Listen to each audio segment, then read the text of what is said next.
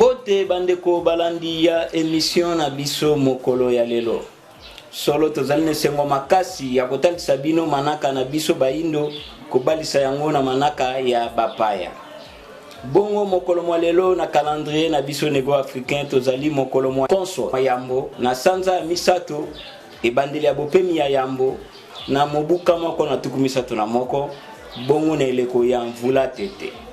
Oyo tokolimbola.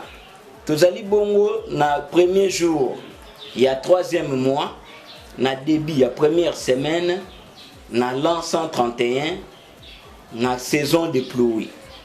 Pour total ça qui bino na bamanaka oyo te koleka calendrier na biso azalaka bongo na 28 jours oyo ezali divisé na 7 semaines. Donc tozana 4 jours par semaine. Nde to uti bongo ko banda mois na biso ya sika oyo tozali na mokolo nango ya liboso. Oyo ebalani na manaka ya bapaya oyo tozali bongo mokolo mwa jeudi le 21 novembre 2019.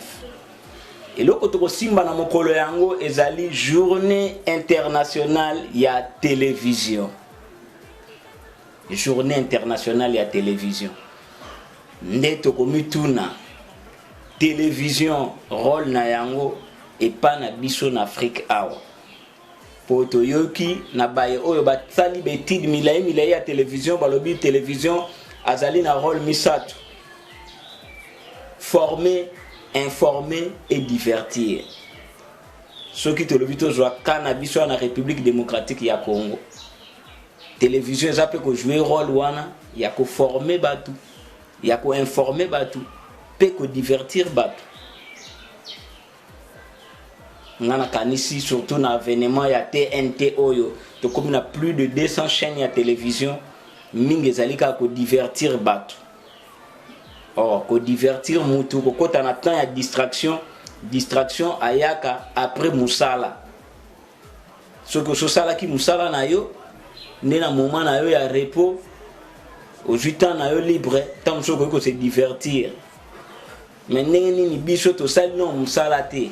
Makambo belé bongi non na bamboka na biso te. Mais trop de distractions na ba télévision na biso be émission de sensibilisation ezate éveil à conscience ezate toza plus na musique, théâtre na football. Oyo nyonso ezali classé na côté ya divertissement. Et interpeller ba conscience na biso par rapport ya journée ya lelo o ezali journée internationale ya télévision. Ezali peut rappeler biso lisusu 21 novembre 2018 et Sikawapi après 30 ans de pouvoir président Robert Mugabe ya Zimbabwe asilaki na ko déposer pouvoir. Lelo une année après Zimbabwe a avancé na nini? Peuple zimbabwéen a gagné nini? To interpella Kabutu Moi départ ya président eza synonyme ya ko bonga ya mboka te. Konouir na carrière ya président et surtout mingi zalaka ba président oyo bazo défendre ba intérêt ya bana mboka contre ba impérialiste bango wana nde ba utilisaka batu pona ko kwesa bokonzi na bango. Banda président Kadhafi akenda Libye est avancé na nini? Banda baboma Thomas Sankara Burkina Faso ba avancé na nini? Epesa biso mayele. Nde toko sukisa boete toko tombela mbotama elamu na ba banso ba botama le 21 novembre pe toko tombela na bandeko banso mokolo mwa konso elamu pe bobandi sanza ya sika ya misato malamu kimia ezala na mabota na bino.